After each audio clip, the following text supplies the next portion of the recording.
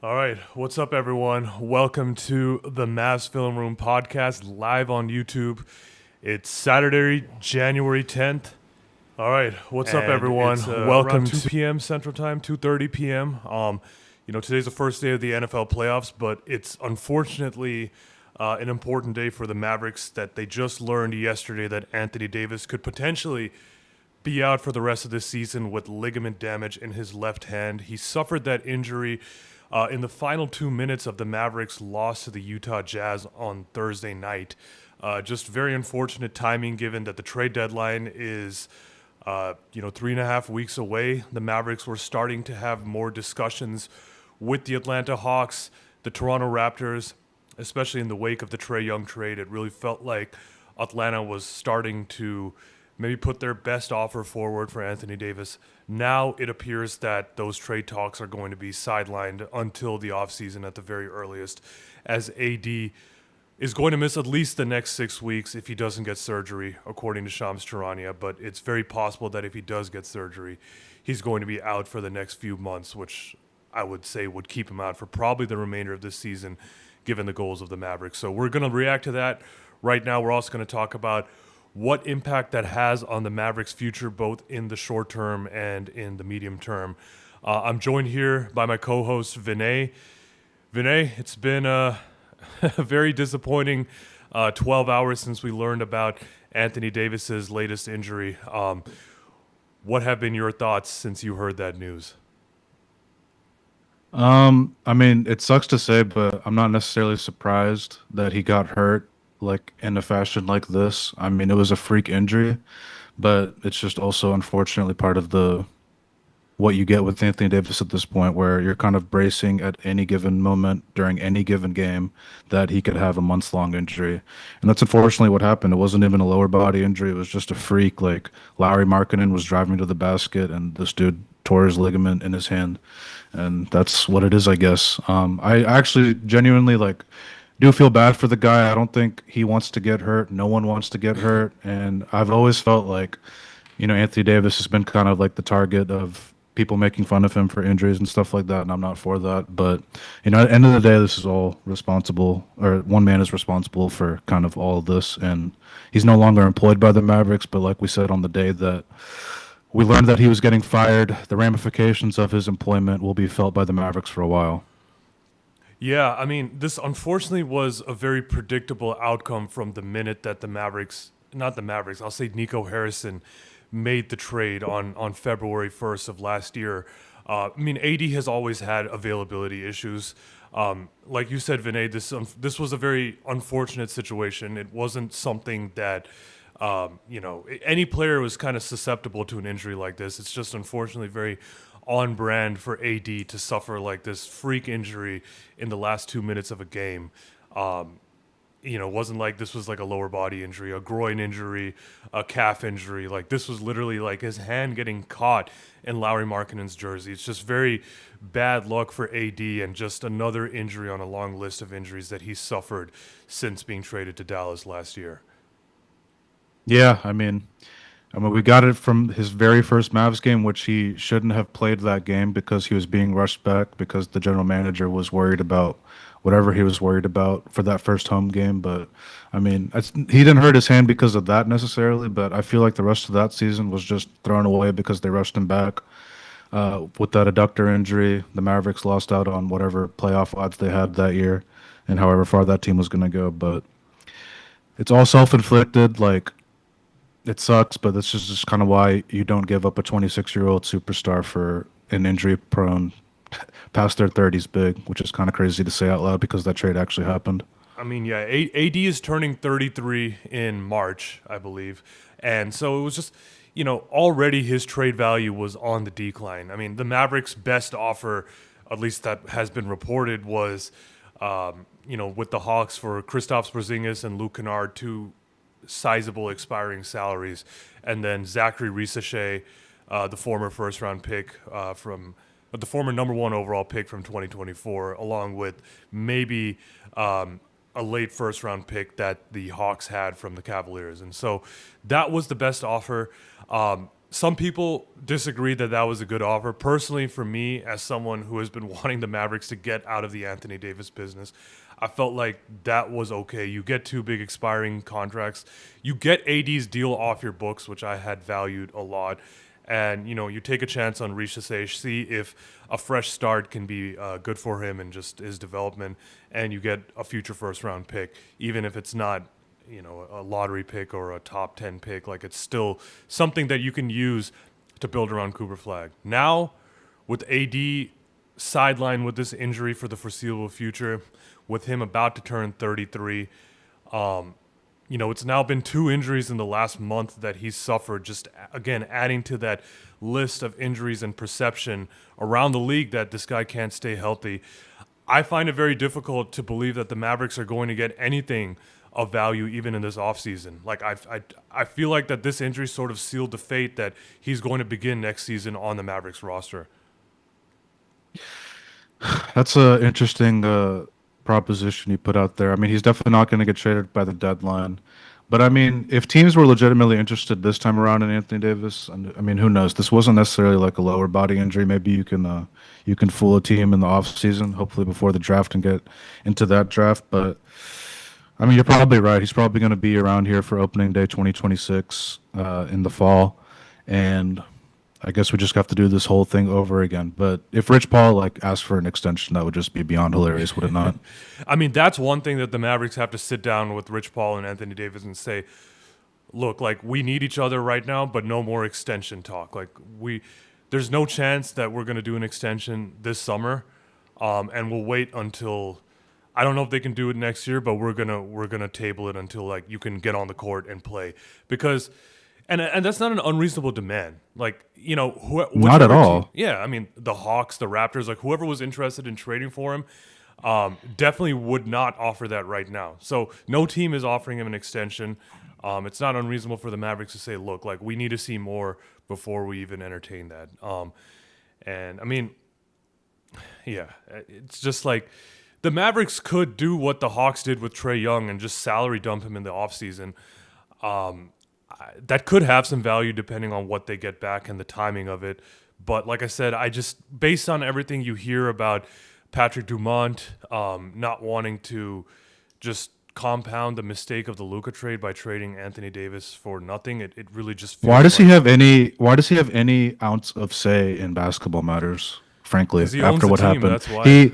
in his first year as the owner, he watched a playoff run with Luka with all these 77 jerseys around the basketball stadium and thought, maybe it's a good idea to trade this guy. So I don't want this guy to have any say in basketball matters. I don't care what he wants to see. I don't either. I think he should be as far away from it as possible. Unfortunately, with billionaires, and I mean anyone, but especially billionaires, like, ego and pride exists at an amplified level, and I think Patrick Dumont is so hyper. It's even more annoying. Sorry to cut you No, off. it's It's fine. even more annoying in this situation because this dude wasn't like a self-made billionaire. He married into a He family. married. Yes. Married into the family. It's not like one of those billionaires that made it big in business that are just super arrogant. They think their business ways can work in sports. It's not one of those situations. I mean, he might be a good businessman. I don't know. Evidently not, actually, because anyone that's hell in no. business, Yeah. anyone that's in business would know not to trade away this. Beyond the winning, this guy selling all these jerseys and all that. I don't even know if he has a good business mind. No, I mean, his acumen and behaviors since becoming the governor of the team indicates a guy who literally married into his family fortune, not one that has any experience running anything like what he's doing with the Mavericks. And so, obviously it was his preference to want to see Anthony Davis, Kyrie Irving, and Cooper Flag play together, and that was not going to happen because Kyrie Irving, by all accounts, is not coming back before the February 5th trade deadline. Now he might get his wish because, at the start of next season, for the first 5 games before AD gets hurt, we'll get to see the 4 of them play, or the 3 of them play together. And that's the other thing. Anthony Davis still to this point has not played more than 5 consecutive games with the Mavericks. Insane. And there's people that think that he can stay healthy for a whole playoff run, which is absurd to me. That he can't play 5 straight regular season games. Yeah, Or 6 straight. That's why for me, I was okay with them taking a below market value return. We have to be honest about who AD is at this point of his career. He was never going to get this multi-pick return, and the only way that that would happen is if he was a 25-12 player for at least 65 games in a season, and that's not happening. That was never going to happen. He's only getting older. He's turning 33, as I said. He's going to be going on 34 next season. At this point, the Mavericks have to be realistic about what his trade value is. And maybe they hire a general manager this offseason that can navigate the situation better. I mean, I think that's sort of like an overlooked component of all of this is they have an interim front office. But still, like, their job is not getting any easier after this injury. And not to rehash this whole fire Nico thing, but I mean, this is a big reason why they should have fired him as soon as they won the lottery, or honestly, when he brought up the Luka trade, but that wasn't going to happen. But at least when they won the lottery, like you could have had a general manager in place right now. But having two interim co-GMs, even if you and I believe in Michael Finley and Matt Riccardi's basketball acumen, but at the end of the day, having two basketball GMs doesn't work. Teams No, have I know. one that Yeah. make the decisions. And we're going to have these guys in place all through the deadline, a pivotal deadline where the Mavericks' goal should have been to accumulate draft assets and get out of this tax and apron stuff. But, you know, they're stuck with co-interim GMs, and now they're probably going to have to trade guys that we might not have wanted them to trade 48 hours ago. Yeah, I mean, obviously the Mavericks were going to listen to offers on some of their other veterans like Daniel Gafford and Najee Marshall, even Klay Thompson, right? Like these are probably three prime trade candidates outside of Anthony Davis. And we've heard a lot of buzz about Daniel Gafford. Like I would expect him to get traded by the deadline. I think that's probably a deal that happens like on deadline day or the day before. Because the Mavericks don't really have a rush to trade him. They want to get the best offer.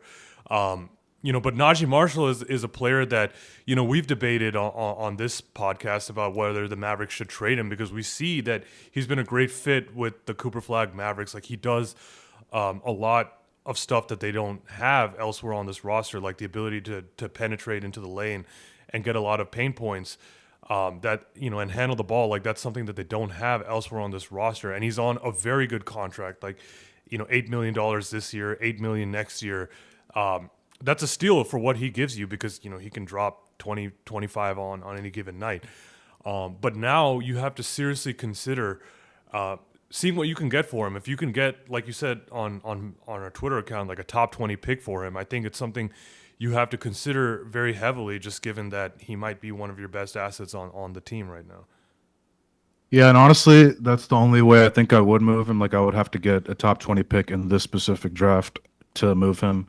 I mean, if someone gives you an unprotected lottery in the future or unprotected pick in the future, you take that too. But I mean, I'm kind of 50-50 on trading Najee. I could also see the argument for wanting to extend him because he does fit well with Coop, like you said, and the Mavericks also don't have their picks under control for until like Coop is 25 or something like that, which is kind of crazy to say.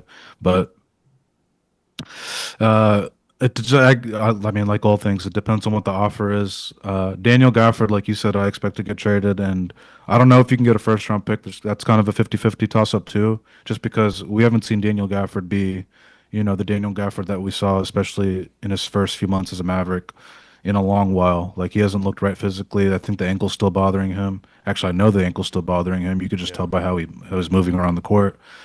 But at the end of the day, though, like we saw in the very last NBA Finals, the Pacers were trotting out Thomas Bryant and Tony Bradley as their bigs. So I think big man depth is always going to be a key thing that playoff teams are looking for. So maybe you can get a first round pick. And if you trade Najee and Gafford for two firsts in the, let's say, top 25, then you have three picks going into that loaded draft. Yeah, I mean, look, Najee Marshall is 27 years old. Like he's still, I mean, he's not young, but he's not like an old player. Like he's well under the age of 30. And like I said, he can give you 20, 25 on a night. He can facilitate. He can defend a little bit too. Like I think he's a very valuable player for the Mavericks, and he's switchable on offense and defense. He can play the three, he can play the four. If you need him to play the five for spurts, he can do that as well. So I think that he's a Swiss Army knife. Not to make a pun on his nickname, but like, for how much they're paying him, $8 million. Like under normal circumstances, that's a no-brainer. Like you keep that player unless you get, a tremendous offer for him. But now, you really, I think, have to canvass the league to see is there a team that's willing to give you even an unprotected first round pick or a young player and a protected first or something like that for Najee Marshall. I don't think I'm overvaluing him, but it's I don't just, think you are either. And if I was a playoff team, I would. If I was a playoff team, I would want Najee Marshall. I I mean, a mean, guy that can yeah, dribble, get into the paint as one of your role players, I feel like is even more valuable in the playoffs than it's made out to be. His 3-point shooting off ball is probably like the concern, and I would say his perimeter defense is a little overhyped from what we thought it was going to be when he signed here. for But sure. I mean, other than that, I mean, I think he's a baller. I kind of feel bad for him that he signed up to be on this contender, was ready to play playoff basketball, and just has not been on a playoff team since he signed here. Yeah, I know. I mean, he's having a career year scoring wise. I mean, he averaged 13.2 last year. He's averaging 13.3 this year. He's shooting 31.5% from three, which isn't great, but he's never been a great 3-point shooter. His best year was the year before he signed with Dallas, which was at 38.7. But I mean, again, he's been a very good player for them. Shooting 54% from the field, like that's a career high. He's averaging 4.6 rebounds a game, almost a career high, and 2.6 assists per game. He averaged 3 last year. So I mean, look, he's a do-it-all player for the Mavericks. I agree with you. His defense is a little bit overblown, but he's not a bad defender.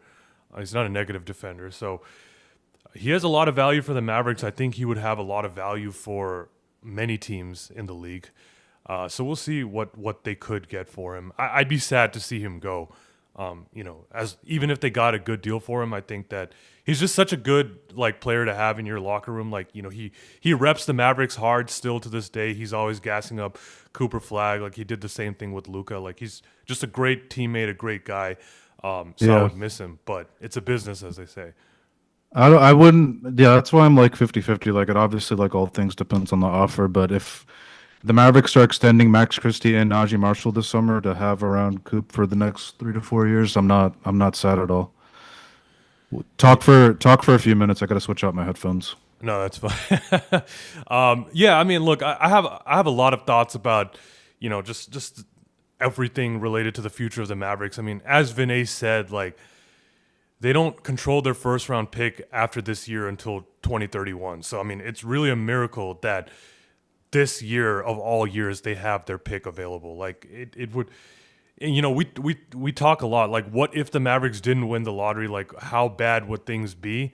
And that's I try not to think about it because it's actually insane to think about how bleak the situation would be if they didn't win the lottery and didn't have Cooper Flag. Like Cooper Flag is the single reason that any of us have any semblance of hope for a future with the Mavericks. And despite all the challenges that they faced in their own future with the lack of assets and with now this problem of having Anthony Davis and not being able to move him, despite all of that, like at the end of the day, they still have Cooper Flag. And so that's just a miracle in itself. And it's also a miracle that they have their pick this year because we've seen how bad they are, in general, but especially without AD. Their record without AD is even worse than it is with AD.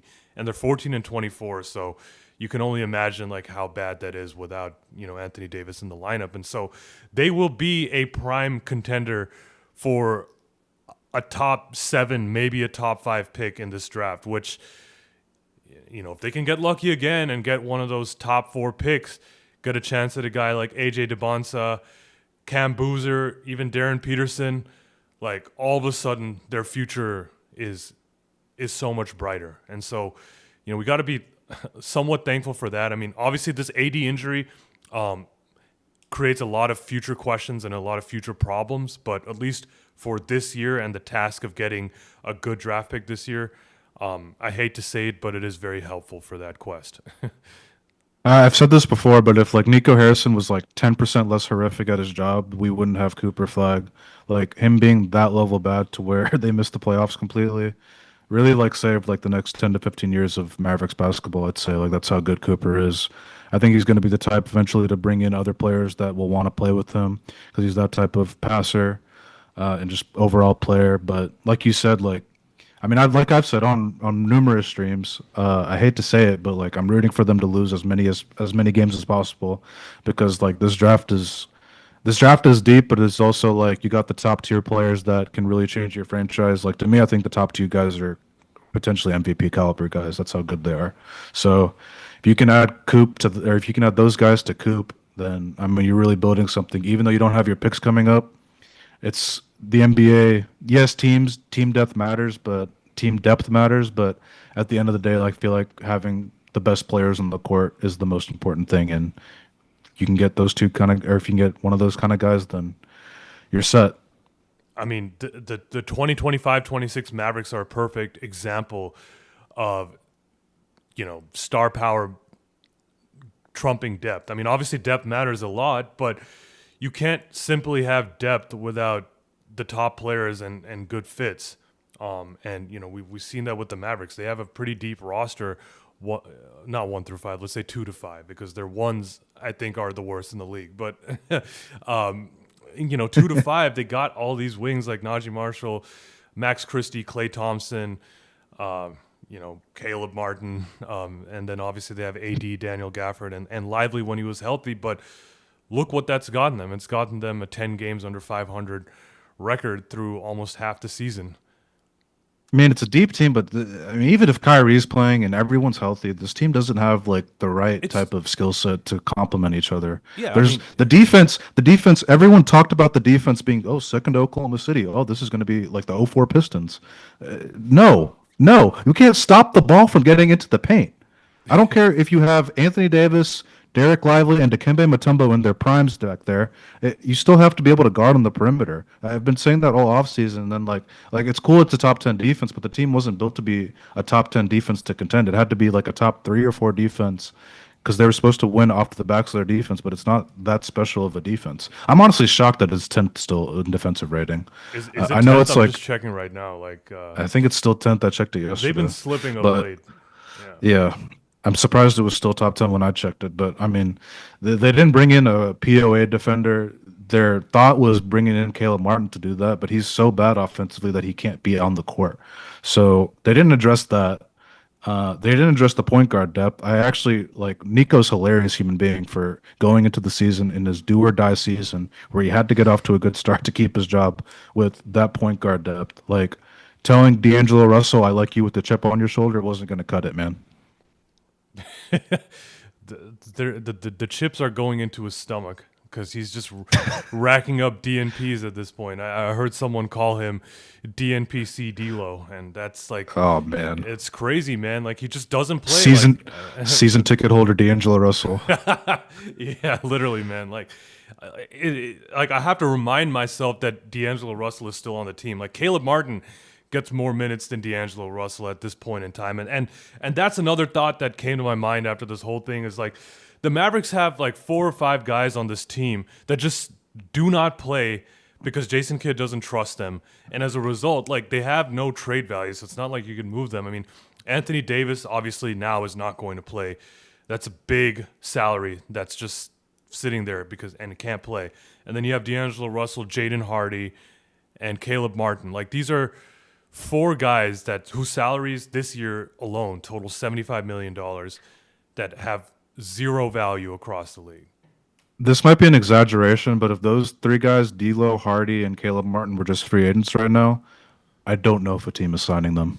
Yeah, it might be an exaggeration, but I don't know if a team is signing them. Like, shout out to Jaden Hardy's agent. I guess he's Clutch Sports because I don't think he's getting another guaranteed contract in the league after this one. Like, I'm just looking at his game log right now because, like, again, he's another guy that I have to remind myself is still on the team because he just doesn't play. Like it sucks because after his rookie year, I really had high hopes for him, and he just really hasn't developed at all. If anything, he's stagnated and regressed. Oh, and he did have that. He did have that one good, a couple of good playoff games against the Wolves where he was someone else that could throw lobs to Lively and Gafford in those games, which is crazy that he arguably played his best as a Maverick against one of the best defenses of the modern era, but that's what happened. But there's nothing there, unfortunately. Yeah, I mean, I'm just looking right now. In the last 11 games, 6 DNPs, and he's impressive. got DNP 3 straight games. He played 7 minutes against the 76ers on New Year's Day. That was coming after a DNP against Portland. Prior to that, 7 minutes against Sacramento, DNP. His last significant minutes were December 23rd against the Nuggets. He played 27 minutes, scored 12 points. Or sorry, no, 10 points. So, I mean, look, just another guy that has no value not only to the Mavericks, but to the rest of the league. They're probably going to have to ride out that contract, which, by the way, this is the first year of a 3-year extension that he signed, and it's not a huge number. It's only $6 million a year, but in the apron era, teams are trying to manage every single dollar that they have on their payroll, and that's just not a player that you can trade unless they demonstrate any value. And it just seems like you said every single year he's regressing to the point where now he's not even part of the rotation. So just quite unfortunate. Like those four guys are likely going to start the season with the Mavericks next year. They're probably going to start the next season too because they're all on multi-year contracts, and so I don't know. And that kind of brings me to this topic, which is how do you evaluate Jason Kidd's job this season? Because I mean, obviously the Mavericks are terrible, and it's not all his fault. I mean, the team has been set up to fail with how poorly it was constructed, with the lack of 3-point shooting and the lack of playmaking.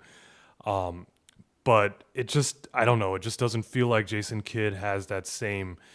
I don't know what he's never been a fiery coach, but it kind of just seems like he's going through the motions out there on a night-to-night basis.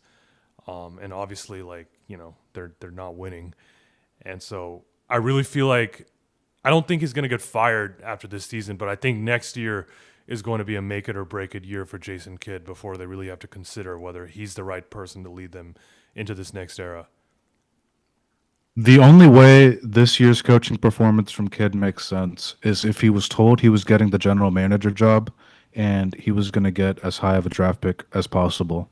Well, that's the only way I can explain his coaching because I think it's been. I understand what you're saying that the ingredients in the kitchen haven't been that great, but he still needs to do a better job of cooking it, and I don't think he has. Some of the rotations have been weird. I feel like once again, like we're at a disadvantage X's and O's wise, which I don't think mattered as much when you had Luka Doncic as your offensive kind of initiator. But when you don't have that type of guard play, I feel like we're not getting advantages X's and O's wise, especially on offense. But I mean, I think the issue is more so to do with the roster than it is the coaching. But I also think this year's coaching performance has been so bad that I do not want him as the coach next year when the Mavericks need to win games.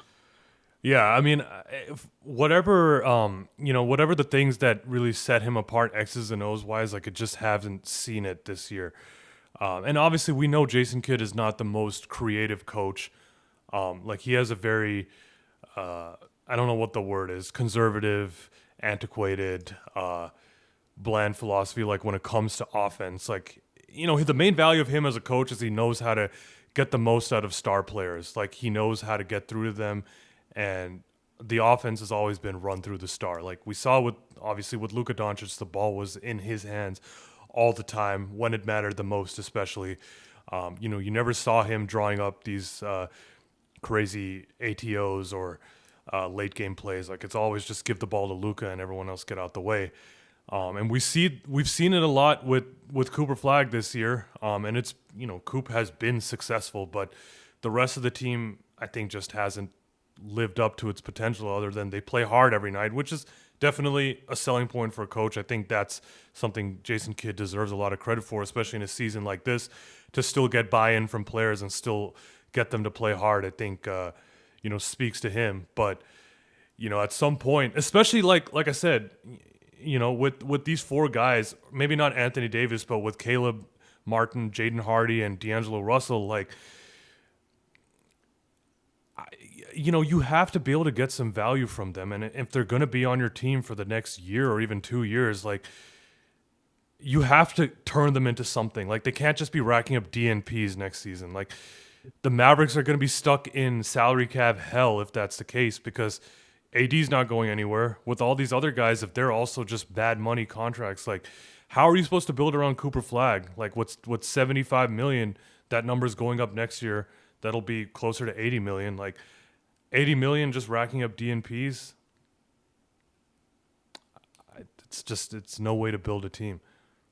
Well, the good news is because we're trying to tank, I guess at this point, D'Lo and Caleb Martin and Jalen Hardy all really help with that. So hopefully they can get some more playing time here coming up. But I mean, it's funny because as much as Mavs fans might dislike D'Lo, I think Jason Kidd might hate him the most of anyone like on earth. Just with how little he's played, I know. with the guard play, like it hasn't like Ryan Nembhard and Brandon Williams have been lighting it on fire. Like they honestly like take turns as to who shows up for the night. It feels like, but especially Brandon Williams, his point guard skills are just like really Terrible. not there. Like he's just a scoring guard that gets to the rim. Can't really shoot threes this year. Last year, I guess, was a Mickey Mouse shooting run, and then his court vision is appalling. So I'm honestly I'm not a big D'Lo guy, but I'm surprised he hasn't even played more than he has. Which I mean, just goes to show you that he's just not at all a Jason Kidd type of point guard. No, not at all. And it was entirely predictable. I mean, D'Lo is a scoring guard, but he can't defend. And when it comes to scoring, he's very reliant on the three pointer. And if the three's not falling, he has no value on the floor. If he's a shooter, why doesn't he shoot well? I mean, yeah, he's shot horribly this year. Like it just from honestly from the minute he stepped on the floor, he hasn't looked good for the Mavericks. And you know, he's one of those players that has a short leash for Jason Kidd, and you know, unfortunately, like he wasn't able to show any value offensively and defensively. Like we know that he's not gonna do anything, and as a result, like now he's racking up DNPs. I don't know.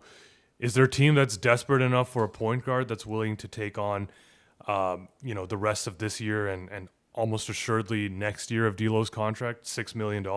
Because there's no way that D'Lo is going to get any more money. He's most likely going to It is opt in. not good for his trade value that the Mavericks have the worst point guard room in the NBA, and he cannot play. Do you want to? Do you want to guess what Brandon Williams' 3 point percentage is this year? 17.7. Oh, you actually underestimated it. It's 19.1%. But Oh, okay. this is coming after he shot 40% in 33 games last year. He's played 34 games But this year, of and he's course, he had to hit shooting that three. 19%. Yeah. What game was that against? I forgot who we played. Sacramento. That was a game Yeah, winning three against Sacramento. one of the worst basketball games I've ever seen in my life. We couldn't get the result that I wanted, unfortunately. It was horrible. I'm obviously not happy that the Mavericks don't have their own picks, but this whole tanking thing, I understand the value of it. I've been ever since they lost to the Wizards in Game 2. I've been just on the tank train. Like no serious team loses to the Wizards. Like I don't care if Kyrie's out. Like you have Anthony Davis on the floor, and you can't beat the Wizards at home. Yeah, that game was I was out. was I was eye out opening. then. Yeah. I know any team can lose at any given time, but you got embarrassed on national TV on your home opener by the Spurs. They were chanting "Go Spurs, go" in the second half of that game. It was embarrassing and appalling to be a part of. I wasn't a part of the chance. I was in the building. And then you come out that next game and lose to the Wizards at home. I just like I was. I know it was like game 2 of 82, but I was just like, no, the season's cooked here, man. I'm all good. Yeah, I mean, it started the season off on a bad note in the season opener, but like, okay, you're going against Victor Wembanyama. Like, this was supposed to be the season that, he really put it all together and became this MVP candidate. You could sort of make that excuse, but to lose at home against the Wizards in the next game after that embarrassing season opener, I agree with you. Like, at that point, we knew who the Mavericks were. We knew that this was going to be a long and painful season, and lo and behold, it has been just that. Literally. Yeah. Are there any sort of silver linings that can come out of Anthony Davis just now getting hurt? I mean, like I said, the only silver lining is that it just helps accelerate the Mavericks' quest to get one of those top 7, top 5 picks in this draft. Like, everything short term, I think, is fine. It's just the medium and long term where I'm more concerned about.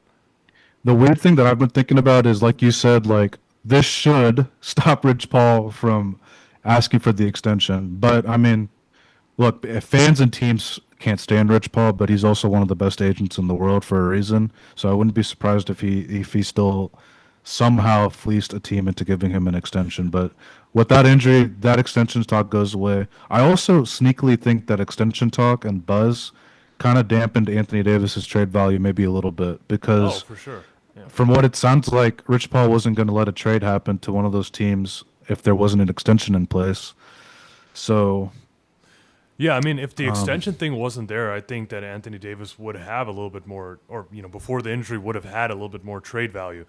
It was really the fear of having to pay him, you know, a deal that would go into his late 30s.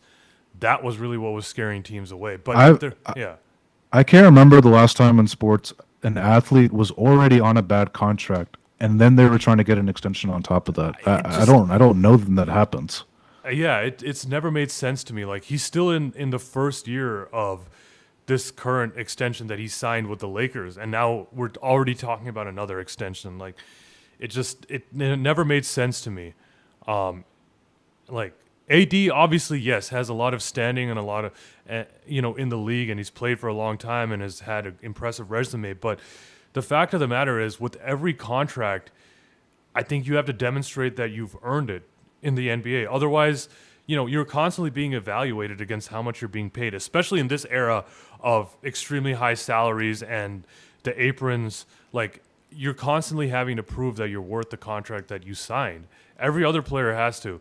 And so with AD, like, it's just been the extension has, his current contract has looked like a mistake, quite frankly. And I just don't know how you see this and say, like, oh, we'll blindly pay you more money for future production when you're older and more injured and less athletic. Like, it just doesn't make sense.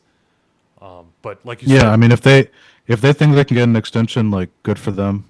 Go for it, I guess. But at the same time, I would tell them to f off with all that talk if I were the Mavericks. yeah, and I would say there's still like a 1% chance that AD could get traded because they have Rich Paul, working behind the scenes as well, trying to make it happen too. But I just don't see any team now. If any team was on the fence about paying AD, this latest injury, as freak of a situation it was, definitely did not help that case. Like at this point, every team is going to be like, we need you to prove it.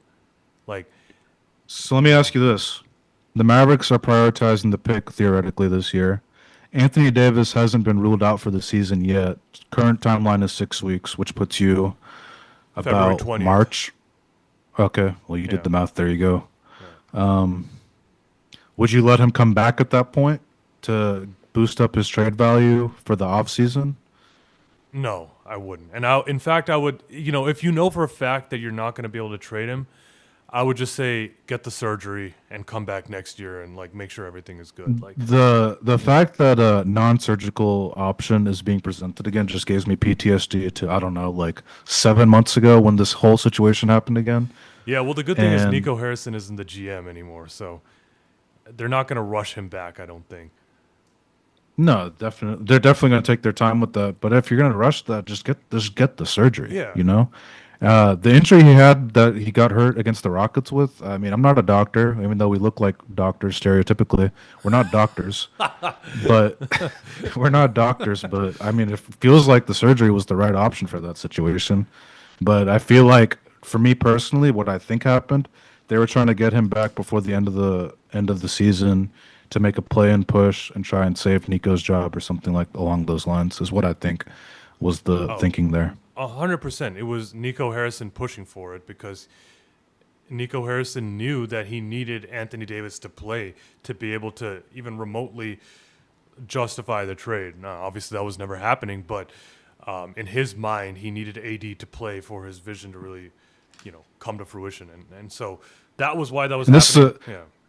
sorry, this is a random tangent, but I just was thinking about it because someone was blaming the fan reaction for why Anthony Davis made his Mavericks debut, like I guess early, like it wasn't like Nico rushing him back or whatever, which is ridiculous to say. If the fans had that much control, then Luka would still be here. So that was a ridiculous argument to begin with. Yeah. I, like you said, man, I think a lot of it was Nico Harrison kind of wanted to push these guys to come back. I mean, it happened this very year off of a calf injury. No lessons were learned from last season.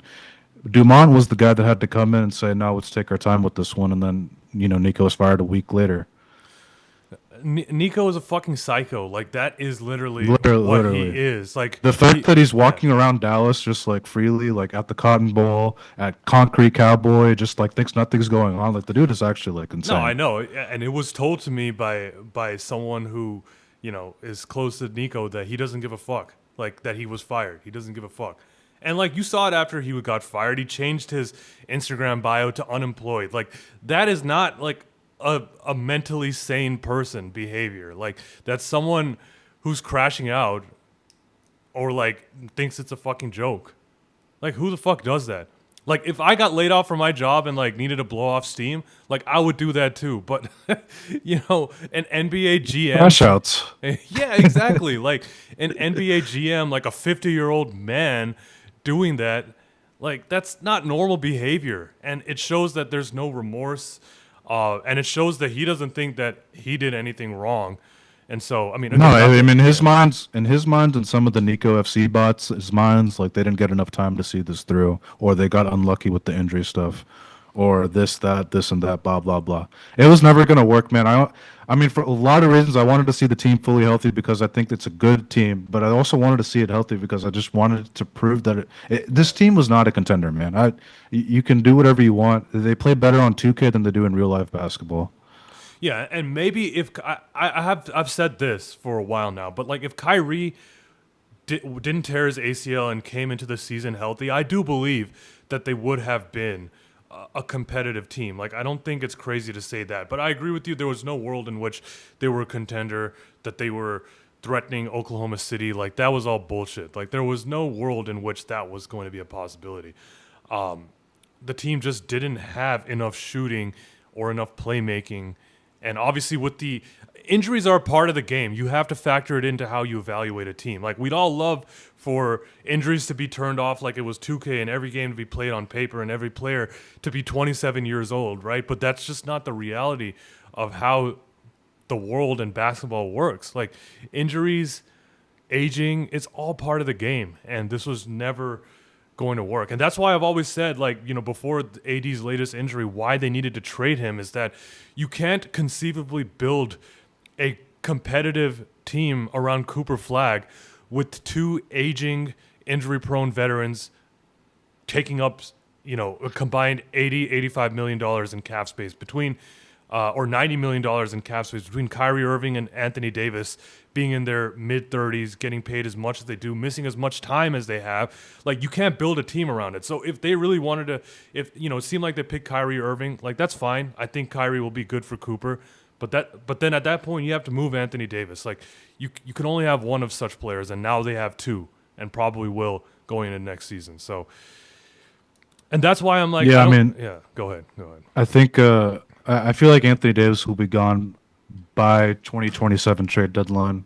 That's being conservative. We'll see what happens, I guess. Maybe someone gets talked into this offseason. And honestly, like as much as I love Kyrie and I think he's a great fit with Cooper, I don't think his time in Dallas is going to be as long as everyone thinks. Like I think maybe he'll go through next year here, but I mean, it's just kind of still going to be weird, I guess, to build this thing around Coop with Kyrie on the team. But I hope I'm wrong. But I don't know. An aging small guard, just with how the league is going, and you're seeing all these small guards getting shipped off by these teams that drafted them and built their franchises around them. Like, what's it gonna do trend wise when you have Kyrie coming back and you're trying to build a team around Coop? I don't know. I think Coop, like I said, I think Kyrie's gonna be great for Coop, but I feel like people are gonna be surprised if when I think Kyrie is off the team before people want it to happen. I mean, yeah, like we're kind of getting to the point in his career where like every good year is a bonus. I mean, he's gonna turn 34 in March. He may miss the entire season. I mean, I know Tim McMahon said that he's not sure if Kyrie will come back this year, which is another reason why, no matter whether AD gets the surgery or not, there's no reason to bring him back, especially if Kyrie's not playing. But at least the good thing about Kyrie Irving is that his contract is not that ridiculous. I mean, he's making 36 million this year, 39 next year, and then 42 in a player option in the final year at age 35. Like, you may not be able to move that deal, but it's not crazy. Like, it's not like AD making 65 million dollars. Like, No. I personally want Kyrie to retire here. I just feel like it doesn't work out like that when I don't I know. mean, yeah, We'll see what happens. It just I feels like the two timelines thing is happening all over again almost. no, yeah, for sure. I mean, I can almost guarantee that there'll be a scenario in which it's very clear in which the Mavericks will require a more dynamic guard, to run their team. And, with Kyrie being the point guard, like that's really the reason also why, however you feel about Trae Young, right? That's really the main reason why they couldn't just do Anthony Davis for Trae Young because of Kyrie. Like there's no way you can play Kyrie and Trae Young together. And so I think it'll become clear, if not next year, then the year after that they need a younger, more dynamic, more athletic, better defensive guard than Kyrie Irving. But I do think that just the way that Kyrie plays and what he's good at, like he'll help Cooper a lot, I feel like. And, maybe there's I don't want to see him. I don't want to see him come back this year. I had a friend that plays basketball, tore his ACL. He said that doctors told him that every month you take after you're allowed to come back from your ACL, you increase your chances of not re-injuring it.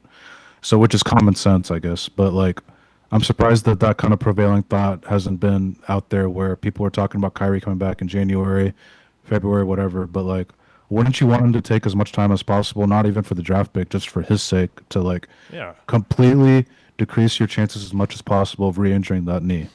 I mean, yeah, there's no point. And maybe in the rehab, everyone determines that it would be good for him to get some game reps. Like I could see that too. But Yeah, I could see that. you know, you could always do that in preseason next year. Like you said, if he takes a full year and more to come back from this injury, is that really the worst thing for him at age 34? No, I don't. I don't think. I mean, I thought he was going to be back in late February. Honestly, he tore his ACL early March, but I thought close to 11 months would be about the right timeline. And I mean, the way the season's going, it doesn't feel like we're going to see him again, which sucks. I mean, I do miss watching him play, but I also I don't want him to get hurt again.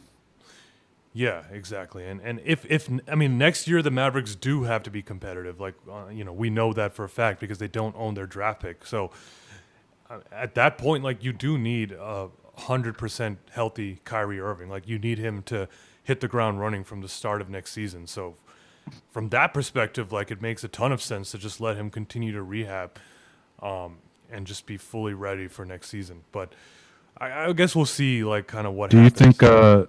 Do you think Kyrie, Cooper, AD, and Darren Peterson do that media day picture where they hold up the ones? That would be kind of hilarious if they if they recreated it again. I mean, they would if they got the first pick in it. They would have to Yeah, get why not? recreated. Man, if we got Darren Peterson, that would be incredible. Like that. I don't know if you've kept up with him, by the way, but he hasn't been able to finish a college basketball game this year because of cramping. Or it's the most infuriating thing I've ever seen as a Kansas fan.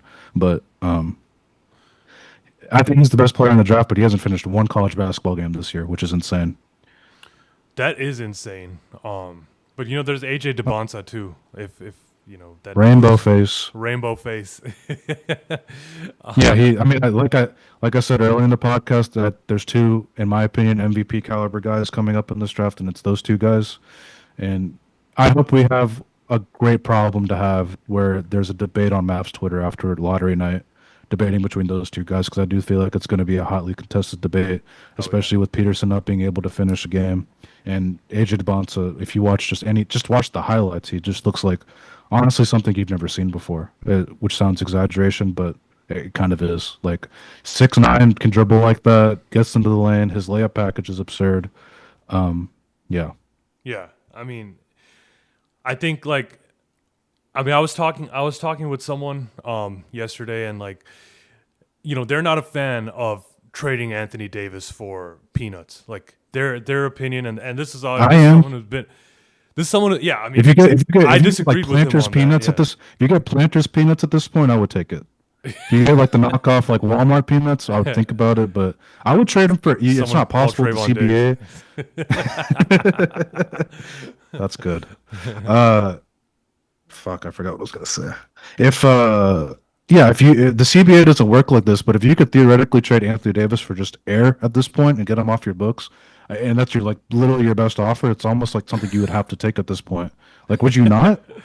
I mean, Like, dude, just literally yeah. air, just literally air. I'm of the opinion also that getting out of the Anthony Davis business is worth it alone. Like again, just escaping from You it have to. is worth it. I mean, yeah, you see Lakers fans The say the same thing one of too. the sneaky bad parts about this trade is that we never got to see any sort of good Anthony Davis besides that Mickey Mouse first half against the Rockets. Where honestly, I mean, what did I say to y'all at halftime of that game? This dude is playing way too hard. He's gonna get hurt. Yeah, you did say that. You did say that. All right.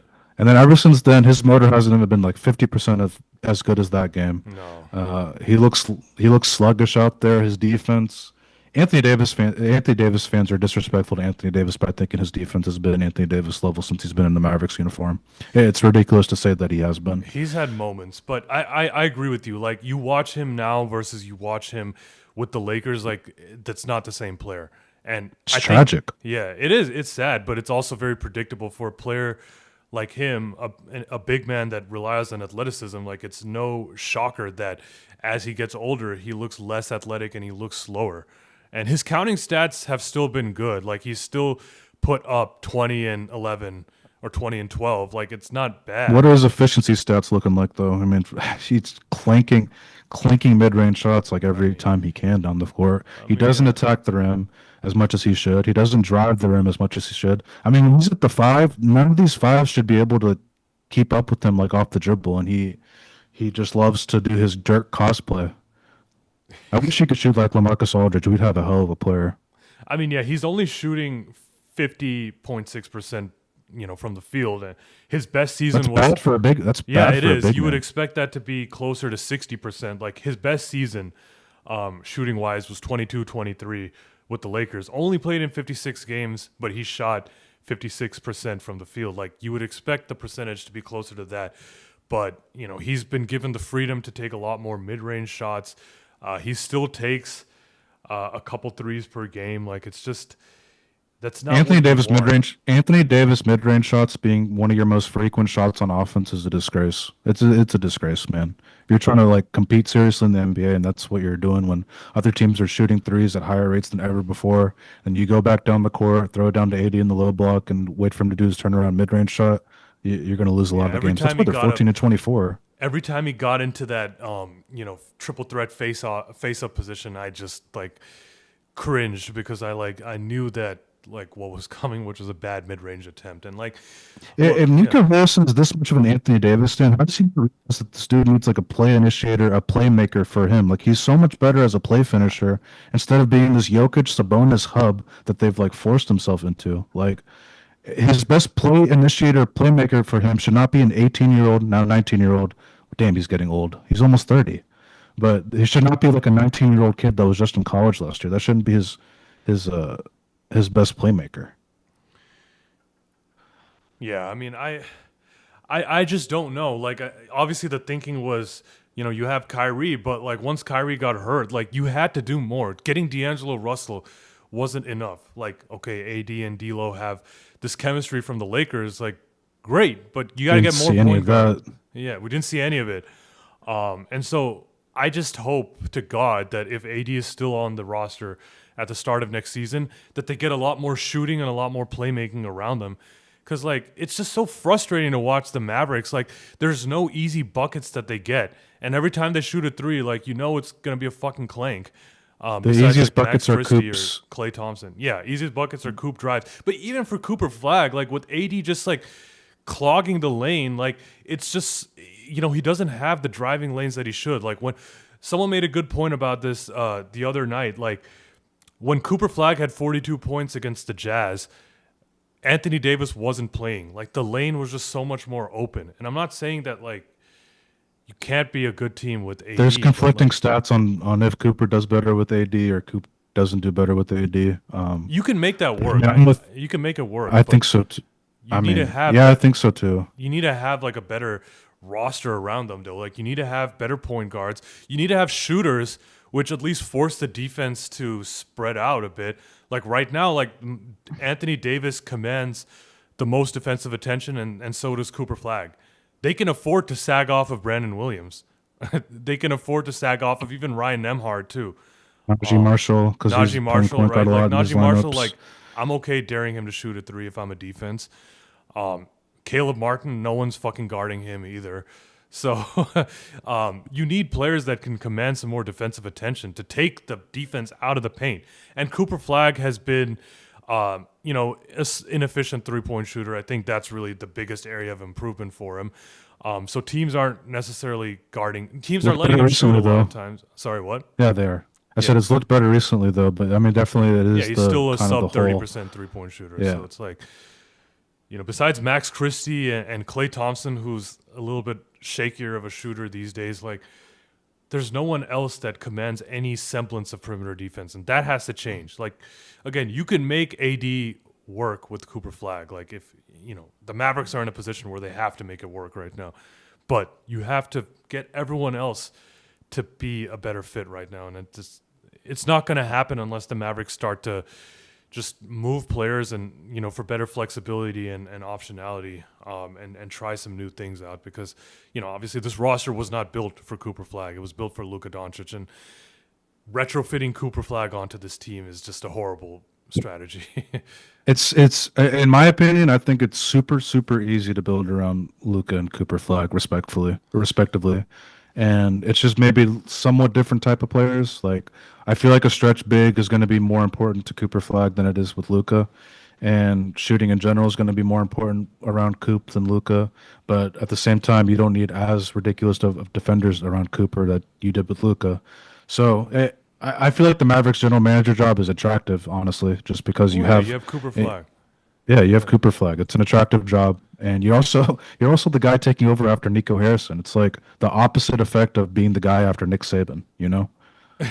Exactly. Like if the bar for fans to like you is very low. Like you just have to not be a fucking idiot, and like I think people will give you a chance and be supportive. And so yeah, that's a great point that I haven't even considered. Like I mean, it's attractive for Cooper Flag alone, and yes, their asset cupboard Absolutely. is bare, but they can do something with the players that they have, and maybe that's I've seen it said too by some friends, like maybe you just wait until the offseason to really make big changes. Like maybe you just keep Najee Marshall, for example, until the offseason, and once you hire a real general manager who's gonna chart the direction for the franchise, then you let them turn those players into whatever assets you can. But yeah, I don't know. Like we still don't really have a list of general manager candidates. I was thinking if the Mavericks were able to trade AD this deadline, then Matt Riccardi or Michael Finley would have as good of a shot as anyone to be the GM.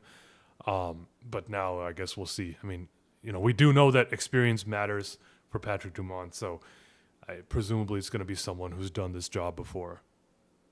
Do you believe in at all in the Jason Kidd GM buzz? A bit, but I still don't think that it's likely. I'd be very surprised if he was the GM. I think that he I has a agree. big say, and whatever GM they hire is going to need to be okay with working with Jason Kidd. But I don't think that he's the leading candidate necessarily for So the the job. likely scenario is Jason Kidd will be the coach next year, Yeah, right? likely scenario. They sign him to an Yeah, I mean, extension. he would not. I mean, he's made a lot of money in his career, and I personally feel like because this GM buzz is so prevalent that he's almost in a way kind of sick of coaching. And the way he's coached this year, it feels like he's done with coaching too, in a way. Uh, I Yeah. would like to know the true intentions of Jason Kidd if he's trying this year, like if it's like a quiet protest or what he's doing this year. Because it's been, I understand the roster is not made to succeed, but it just feels like I don't know. I thought Jason Kidd was a decent coach before this year, and I've just completely changed my mind because I'm watching all these games, and it just feels like I'm seeing no coaching advantage whatsoever. Like, did our defensive coaching go away with Sean Sweeney? Did our offensive X's and O's go away with Luka Doncic? Like, I Well, don't know. I'm seeing no advantages that we're the getting. answer to the second question is yes. But yeah, I mean, it really does feel like he's been going through the motions, and maybe some of it is a directive from the front office, like we need to showcase, Daniel Gafford, Anthony Davis, Caleb Martin, so maybe some of it is that. Maybe some of it is like, okay, we need you to lose games, like just try and get these players minutes and don't necessarily try and win. But it's been frustrating. Like losing is frustrating. Like that is plain and simple. Like I'm sure it is for him too. Like he pretty much goes to the media every night and says the same thing, because He's everyone's fed getting up. yeah, he is like everyone's getting injured. Like how many times have we heard next man up from Jason Kidd? Like it's just I don't think I he's mean, he having did a great the time either. think about his time as the Mavericks head coach. He's always had this calm, collected, almost way too laid back. He does the Arthur meme with the hands in the pockets. Like he was that calm and collected. And think about how bad it got last year to the point he didn't show up for a press conference. I don't recall an NBA head coach just not showing up for a press conference after the game. It was like wow. I mean, you can only imagine how frustrated he is, and that's part of, I don't know what's going to happen with his coaching status. Like, it's also a lot of money just to like resign. But if he's that fed up, he's made so much money in his life. If he doesn't get that GM job here, I mean, maybe he can work the backlinks and get it somewhere else. I personally feel like that's what he wants to do. I don't have any sourcing or anything like that, but that's just kind of what I'm gathering from the buzz that from guys like I think I'm not going to uh, but like what I'm gathering from the buzz is that he wants to do that. So maybe he's not locked in into coaching as much as he should be. And for those people that think coaching doesn't matter in the NBA, I would strongly, strongly, strongly, strongly disagree with you. You can look just this season with the Phoenix Suns and all their roster mishaps they've made in recent years and all of that. Their team is way overperforming because they made the right coaching hire this time. And I feel like if the Mavericks can I mean, I don't know if Jason Kidd's going to be here or not, but if you make the right coaching hire that has excellent X's and O's, is able to lead a locker room and all that's good stuff that you want in a good NBA head coach, it would do wonders for what the ceiling of next year's Mavericks team could be. I Yeah, don't know if I believe in Jason Kidd to get the most of whatever roster he's given. I don't know either. I don't know either. And I've always been a fan of Jason Kidd, and like I've been someone who can rationalize some of the things that he does. But now that the Mavericks are in this time of transition into the next era, does Jason Kidd fit into that? I don't know. And I agree with you. Like, it's so important to have the right coach, especially in this position that the Mavericks are in with the flawed roster that they have, that they're probably going to have next year too. Like, you need a coach that can really get the most out of that, like schematically. Like, yes, Jason Kidd deserves a lot of credit for getting players to play hard, but that's half the equation. You need effort, but you also need schematic advantage to it. I'm not really sure Jason Kidd is the right coach for that. If he doesn't have like the exact right personnel that he wants, and I agree with you. Like that's a situation to watch going into this season. Like I absolutely do believe that Jason Kidd is going to want a large say in personnel decisions and in the front office, and so That's why I don't yeah, think. Sorry to go back on this on the Luka trade thing, but that's why I don't think he was a part of the Luka trade. I still think like he probably complained about Luka a lot, but with all of unless he's like the best actor of all time, like with how frustrated he's been, and I mean, Jason Kidd knows basketball. At the end of the day, he's one of the smartest point guards to ever touch a basketball. I just don't think, I just don't think that he would have okayed that. And that's probably why that might be a reason why he wants to have more personnel say because of that trade. yeah, it's possible. And I don't know. I don't believe that he actually wanted. If you give him a truth serum, I don't think he actually wanted the Luka trade as a coach, as just a basketball mind. Like it just doesn't make sense. Like again, Jason Kidd could have tied the next 10 years of his coaching career to Luka Doncic. Like who wouldn't want that, right? Now we're talking about his job as if there's any sort of uncertainty about it, right? With Luka Doncic, like Jason Kidd was always going to be the coach. I mean, unless something But here's a crazy happened, counterpoint. right? You have Cooper Flag, who I'm not comparing the two guys, but I'll just say Cooper Flag is probably an easier guy to coach just because you don't have to deal with necessarily as many bad habits on the court that you do with Luca. But if you have that guy, why would you not want to be? Why wouldn't you be motivated to want to coach that guy for the next whatever amount of years? No, I'm sure he does. I just think that, like I said, the Mavericks are in such a period of like transition and I don't know what like uncertainty that maybe Jason Kidd doesn't want to be there for that. Maybe he wants to be in a more stable situation. Like because the Mavericks don't even have a GM right now. Like there is uncertainty. Like Jason Kidd doesn't know who his boss is going to be next year. I mean, maybe he's going to be his own boss, but like we said, I'd be Do surprised the if he was Clippers hired. Doc Rivers thing and let him be GM and head coach. That I don't think that would happen. But let's say that he becomes the GM and like Frank Vogel becomes the coach or something like that, right? Sean Sweeney. Yeah, like it could be the case too. But I don't know, man. Like Jason Kidd has obviously has experience in personnel matters, but being a GM is a different beast than Yeah, just definitely. being a coach and saying I want this player or I want this type of player. Like, I mean, Brad Stevens is doing a hell of a job transitioning from one of the best coaches in basketball to one of the best GMs in basketball, but I think that's also like a rare basketball mind yeah, that's able to exactly. just Like, kind of handle all that. does Jason Kidd want to be the public face of the Mavericks? Like, we know that it's weighed on him. Like in the wake of the Luka trade, when Nico Harrison was ducking the media, it was Jason Kidd that really had to answer to the media and answer to fans and everything. Like, does he want to do that on a day to day basis? Because that is part of the job of a general manager. And so I don't know. Like, I think his preference would probably be to be the coach and have a significant say in personnel decisions. But will the next GM want that? I don't know. I mean, I think any healthy NFL or NBA team or whatever, like your head coach should have, Well, yeah, of course. they should have some kind of say in the roster that's being brought in, but they don't get to make the final decision. Which is a healthy way to do things. No, So absolutely. I have no idea what to expect with the general manager stuff. I really don't. Dennis Lindsey feels like the safest option. Like you said, if Michael Finley or Matt Riccardi pulled off a hell of an Anthony Davis trade before the deadline, they would have been. I made the joke that if they somehow got the Pelicans pick, that you should promote them immediately that night Yeah, I to mean, those positions. Obviously, we were never getting that pick, but I mean, if they made a good Anthony Davis trade, period, where you got Reese Shea and the Cavs pick or whatever, that would have been a fleece in hindsight if you knew Anthony Davis was going to get hurt soon. I was rooting for those guys to get it just because I wanted a good Anthony Davis trade to happen. Now I have zero idea what to expect with that GM hunt. yeah, I don't know either. But like you said, I think it's an attractive job for Cooper Flag only. Like that. I mean, lottery night let me ask you this: would you want a GM in before lottery night?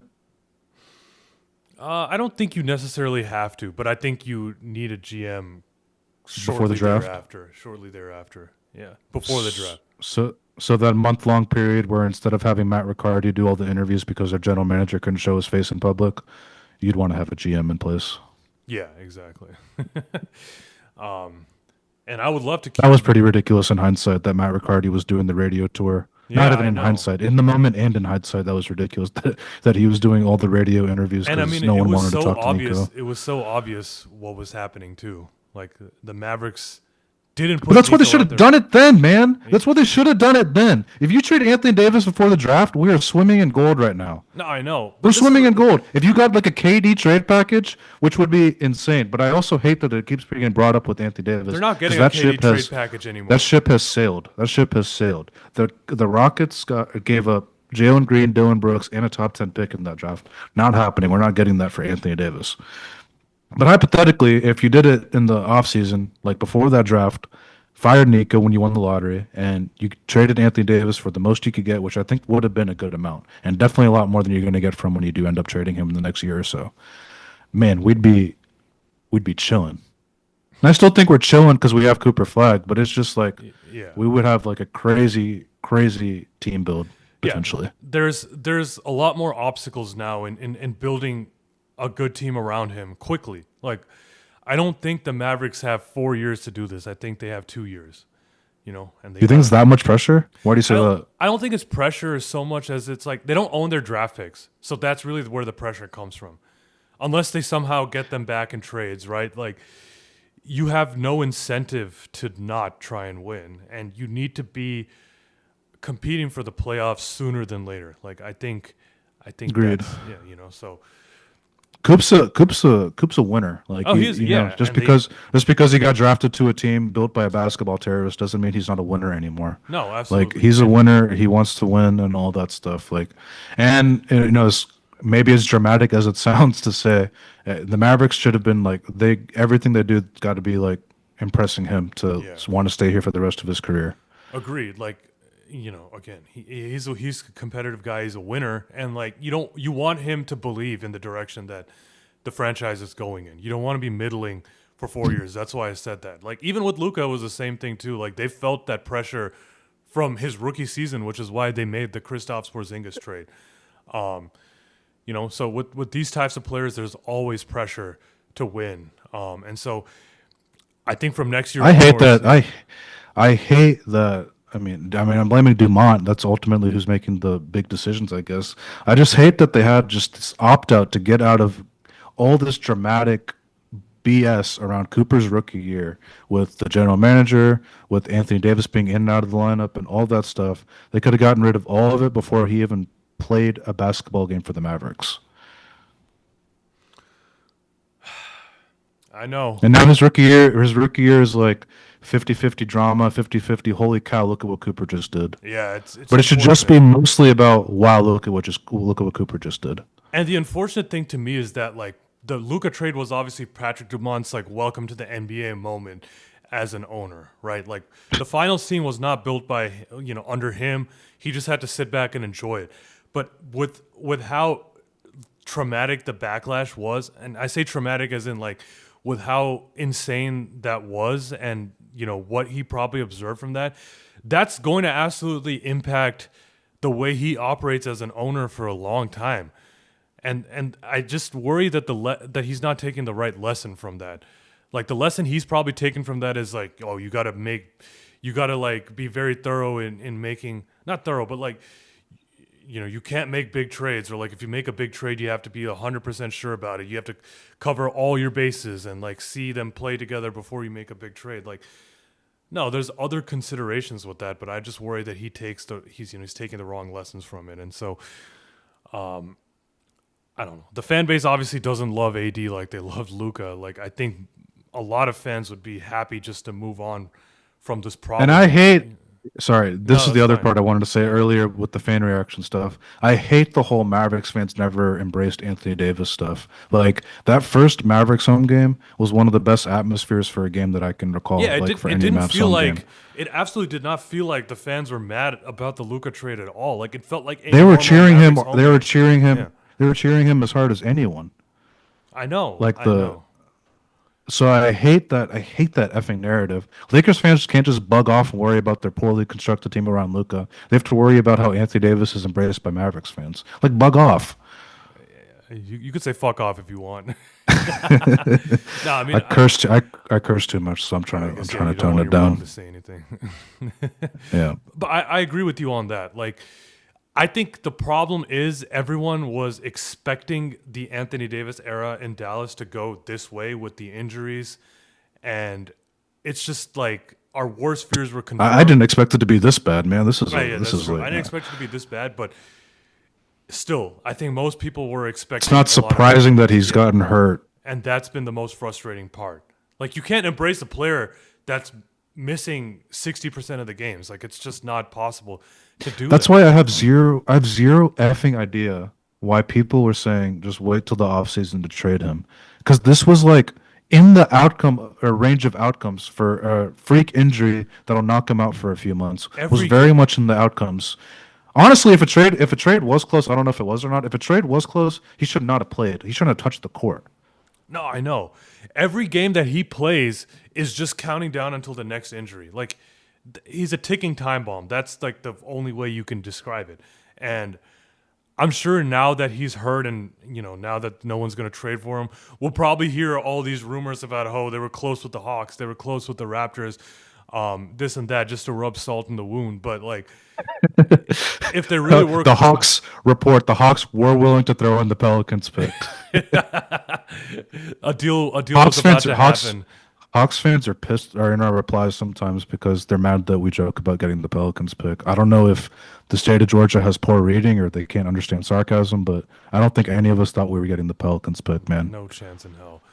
You, It would have you been guys can go great, back. but like, yeah, You guys can go back to your basketball team. Leave us alone, man. yeah. I mean, I don't know, man. It's unfortunate, and so long story short, I think the short term future of the Mavericks is not really impacted a ton because this season is all about Cooper and it's all about the 2026 draft. But after that, it becomes a little bit unclear as to how they're going to move forward and build around Cooper Flag. But you know, things change quickly in this league, and obviously with Rich Paul being the agent that he is, I think that Rich Paul is a hilarious human being, dude. He literally might somehow get extensions for Lively and AD this summer. I'd be surprised if he got both. I'd honestly be No, I surprised don't think if he he's getting. got either. I don't think he's getting either. I'm just saying, like he's just the fact that he was pushing that hard for an extension anyway with AD was ridiculous to me. Like I said, he's already on a bad contract, man. Yeah, I mean, he had to. It was his duty as his agent to advocate for his Yeah, client. for sure. That's why But he's the yeah, best. yeah. No, I mean, he is the best, and I'm glad the Mavericks haven't pissed him off. Like, for all we've heard, like it seems like Rich Paul and the Mavericks have a good relationship right now, which is good. We need that, but yeah, it was all to me. It was always ridiculous that they were even thinking that they were going to get one from the Mavericks, but it's good the Mavericks have not committed to it yet because I think that would be a horrible decision. Yep. Well, you have anything else? I feel like we've gone on for a while. No, I mean in general, I mean yesterday's news sucked, but I mean most important thing of the franchise happened last May when they won the lottery, and like I think Coop's the best player in either this draft or the past draft that happened. Like we got Insanely beyond lucky. Yeah, Yeah. yeah. I mean, So like you have that piece to build around. I mean, the dude's even better than I thought he'd be, and I had like insane like high praise for him in that scouting report, and I can't. He surpassed all those expectations already. His jump shot isn't even there yet, which is kind of frightening to think about. So, that sense, like, damn, we're lucky that Nico was that bad at his job to where we got into the lottery. Because like I can't even imagine the scenarios we'd be in or the situation we'd be in if we didn't have Cooper Flag and we had like I don't know. They might as well have just taken Hansen Yang at 11 and just sell jerseys at that point. I mean, I'm not writing off Hansen Yang just yet. I think he's got something. But yeah, everyone loves to ask, like, where would the Mavericks be without Cooper Flag? My advice to you is stop thinking about that. Like, don't think about it. There's no point in thinking about it because it's sad and it's scary. And thankfully, we don't have to live in that reality. But yeah, look, like the rest of the season is going to be about finding what fits best around Cooper. We'll see what they can do at the trade deadline. We'll see how PJ Washington looks in this extended stretch without Anthony Davis. Does he look a little bit better with Cooper Flag now? Please, man, we need to trade. We have to trade him before the draft. I'm sorry. It's really cool that he had the Frisco, Texas story and all that, and it's really cool that he stuck up for his general manager last year. Actually, wasn't cool at all. He should have shut up about that. But he needs to be dealt before the draft, and hopefully we can get a first round pick. But it honestly is a sneaky sucks that we can't trade him during the season because of the contract. And it was both contracts, Gafford and PJ. I was very for, but like I feel like it hasn't panned out as I guess as well as that we all thought it would. Yeah, I mean it's been not a rough, but it's not been a great season for PJ Washington, and obviously he's had these nagging ankle injuries as well, so that hasn't helped things. But For years now, it goes back to his Charlotte days. I'm pretty sure dealing with really? ankle injuries. His last year for sure was in and out of the lineup with the ankle stuff, and I mean it sucks, but PJ was built to play on a team with Luca, and I mean I said it on the lottery night. He got mad about it to the point where he liked it and was trying to do the Evan Sittery. was trying to do. Yeah, PJ was trying to do the fake demon gimmick, but like he didn't fit on a team with Cooper. He just didn't. That goes for a lot of the guys on this team, and understandably because the team was not built for Cooper Flag, and now it's got to be built around Cooper Flag. So, look, we'll see what they do at the trade deadline. How many of these veterans can be moved? Can they get any young or slightly unproven talent to sort of take a chance on? Can they get some draft picks? Like we'll see. But Anthony Davis, I don't think figures to be a part of this trade deadline, unfortunately. So we'll just have to see if they can build a better team and hopefully allow him to just do what he does and contribute as best as he can. Is there any way? I mean, I'm never going to say anything 0%. He's probably not going to get traded by the deadline. But is there any way some team is just throwing just poo-poo platters at us and hoping we accept it? And at that point, do the Mavericks accept it because they're just wanting to get out of the business? Like, do I you think take there's on a the small Jakob Poeltl? percentage, like You take on the RJ Barrett Jakob Poeltl poo-poo platter. Not RJ Barrett the poo-poo platter, but the Jakob Poeltl's the poo-poo unless you platter. get like at least 2 first round picks, I don't think I could consider. Okay, that's where you're still at. You're still at Yeah. that stage with that trade. But look, And then what about the Hawks? If the Hawks gave you like KP Kennard and like a second round pick, when your kid is eligible for the NBA draft, would you take that? like what in 2040? Not 2040, like 2050. I don't know, but Basically, a worthless second round pick. a worthless second. Actually, let's take out the pick part. Would you take it for like KP Kennard and whatever salaries on both sides fit the rest, but you're not getting Ricochet, you're not getting Asa Newell. Yeah, I would do that because you know. I mean, think you I need would too, shooting. man. You need shooting, and like Kennard and KP could be a part of the Yeah, the next 2 KP's years. not staying in Dallas after the year if that happens. I mean, they could pay him You like can ma- 10 million next year, and like, who's paying KP, That's a good point. right? That's a Like, good point. with his whole pot situation, and like no one's paying him close to what he's making right now. So, I mean, yeah, you could give KP a 1+1 contract like next The season. redemption story. Oh my goodness. I mean, his What have we shooting, been robbed of? his We got shooting would robbed be of a very KP valuable. redemption story. Yeah. So, I mean, I would do a simple salary swap, like for expiring salary. Like, I would definitely do that. I mean, because he's not out for the entire year as of yet, because he hasn't had the surgery. The Yeah, and 6 weeks again, timeline. I know. I there- don't even buy the 6 week timeline, man. There's a- Shams is a Rich Paul PR bot. I don't trust anything that comes out of his mouth. represented by Clutch. So, but if Shams says that that it probably takes him out of the trade market, I'm inclined to believe it. Yeah, but I then do it's think for there's- sure he's taken out of the Yeah, trade deadline. exactly. I do think there's like a 1% chance that Rich Paul is able to convince someone that like, hey, this hand injury is not serious. Like he'll be fine. Trade now. Just do not look at the shoot around clips from this morning where his arm is in a sling. Yeah, that did not look good. But yeah, I mean, if they can't trade him, just say get the surgery, come back next year, and like take your time because like there's no point. There's literally no point. That lineup next year is going to look insane on 2K. You got Kyrie, Coop, Max Christie, AJ whoever we DeBonza. draft, AJ DeBonta, and Anthony Davis, and that's going to be insane for the 5 games they play together. The 4 games they play together. True. Damn, All we right, went the whole yeah. podcast without talking about Max Christie. What a demon he is. Oh yeah, he's been great, and he's a player that I think Silver- is absolutely silver part of lining the future. Yeah, it's the Silver Max linings Christie from trade that- at this point. Yeah, Silver linings from that Luka trade were dumping the Maxi Kleber contract and getting Max Christie. yeah. There's more to talk about with him. But yeah, I think he's absolutely solidified himself as part Him and of the Coop, future. him and Coop are the only untouchables on the team. I wouldn't say that he's untouchable, but there's a high bar. But no one's giving up. No one's giving. Yeah. Yeah. Okay. I guess no one's untouchable technically, but no one's giving up.